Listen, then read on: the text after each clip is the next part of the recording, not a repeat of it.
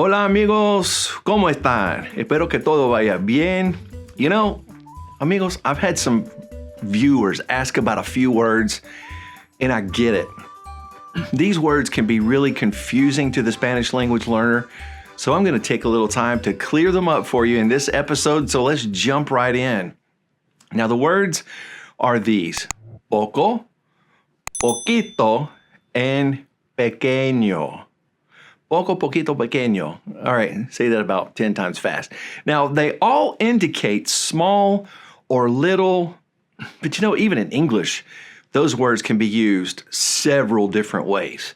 So first, let's just talk about pequeño. It's pretty clear. It's different from the other two. So let's go ahead and clear this one out of the way. Now, this word is pretty much only used to say something is small. And I mean, it's physically small in size. So it can also describe someone's age in certain cases. You could use it that way. Of course, some people will use other ways to say that as well. But let me give you a few examples. Now, if I were to say the table is small, okay, that would be la mesa es pequeña. I'm talking about the physical size of it. Now, using it the other way, talking about age, I could also say Carmen is my younger sister, or you may say my little sister.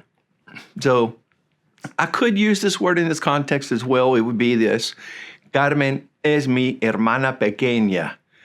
So this is one of the easiest of the three to distinguish because it's all about size and sometimes age.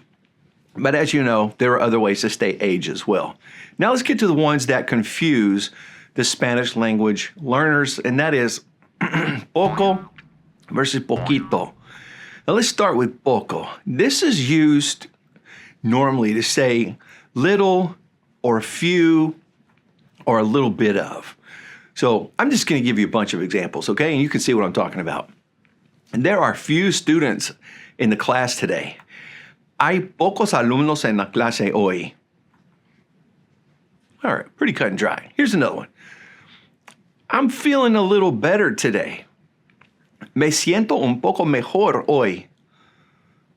Okay, here's another one. There are a few houses left to visit. Quedan unas pocas casas para visitar. Okay, let's look at the next one. The recipe calls for a little or some milk. La receta dice que necesitas un poco de leche. I have a few ideas for this project. Tengo pocas ideas para este proyecto. Here's another one. There is little interest in the new restaurant. That's sad. Put some money in, right? You're going to lose it. All right. Hay poco interés por el restaurante nuevo. Okay, let's go to the next one. The lack of attention to details is noticeable. Se nota la poca atención que le pusieron a los detalles. Okay, I think you get the idea. Now, poquito is even less. It's generally used as less than that. It's a tiny bit of something.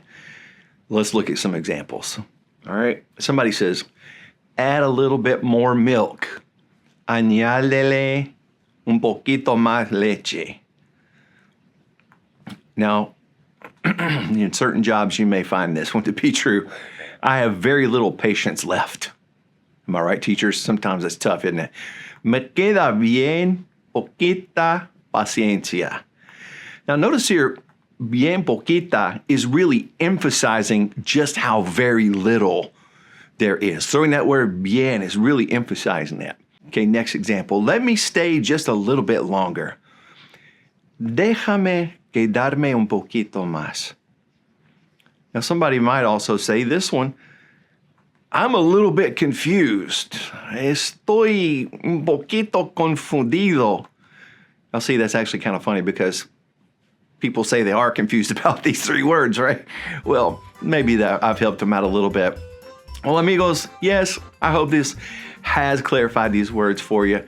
But until I see you again, I wish for you and all your family and friends, paz y bendiciones. Hasta pronto.